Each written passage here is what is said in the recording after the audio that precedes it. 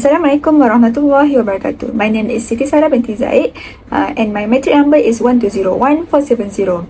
Today, I will present a general review which the topic is the roles and competencies of women solo officers in Malaysian Sharia courts. This article is written by Rosita Ramli, Dina Imam Supaat, Hasnizam Hashim and also Ramizah Wan Muhammad. The authors conducted a study about the roles and competencies of women solo officers in Malaysian Sharia courts, which the purpose of this article is to investigate the roles and competencies of women solo officers in handling and resolving male cases.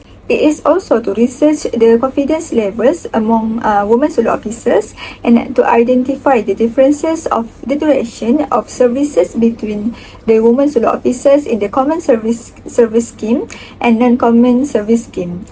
The authors referred to literature study and found a few gaps that will be filled in by this research. Among the literature study that the author referred was regarding the effectiveness of solo implementation. Authors examine previous writing and attempt to fill in the gaps in the literature that currently exists due to its lack of attention to the performance and expertise of solo officers. Additionally, there was no specific research on how the gender of solo officers affected the effectiveness of solo sessions.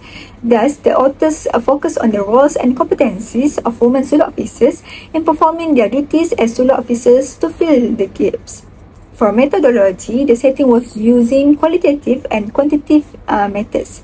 Important information was gathered by the authors via statutes, enactments, surveys of Malaysian solo officers and judges, and observations of solo processes and courses.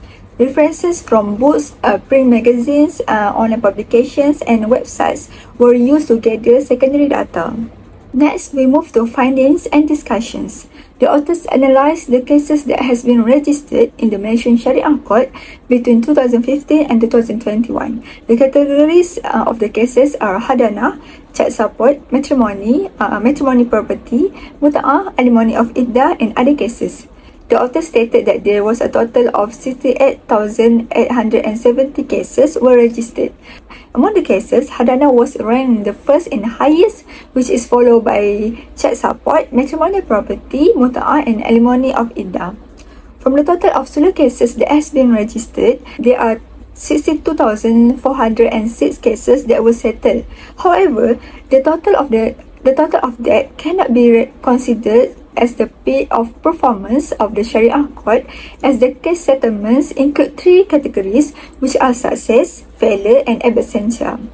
The data showed that only 50% cases were succeeded.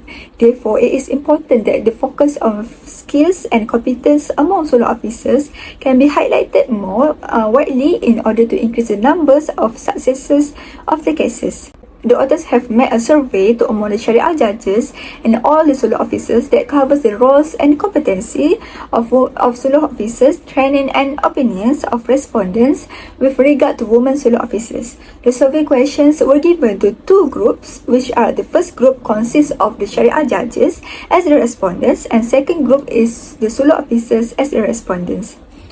The first question is regarding the issue of appointment of female as solo officers.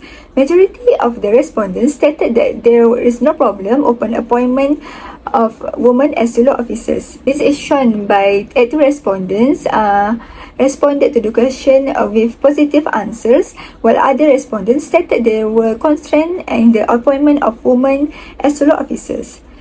Next, there are 21 respondents that agree that women solo officers managed to settle cases successfully, while 2 respondents disagree with the ability of women solo officers. Competencies of women as solo officers was more highlighted when all respondents agree on the matters of women are more efficient in preparing terms of the agreement, which also include the applicable law and follow Islamic law.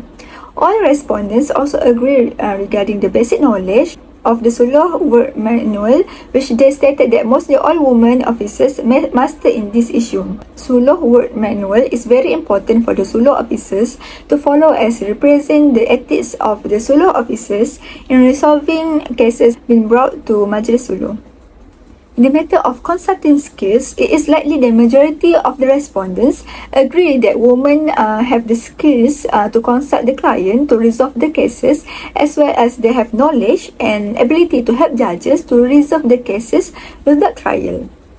The surveys from Shari'i judges have answered the objective of this research, which is to identify the competencies of sulu officers. It is also filled in the gaps of the study in the matters of looking at gender differences and their effects on sulu handling. There is no objection open appointing women as sulu officers based on the surveys that show that women sulu officers is accepted by the judiciary in holding justice just like men sulu officers. Next is survey among the sulu officers as their respondents. From the survey, a majority of the respondents agreed that women have knowledge on sulu work manuals, as only 3 respondents disagreed with that statement.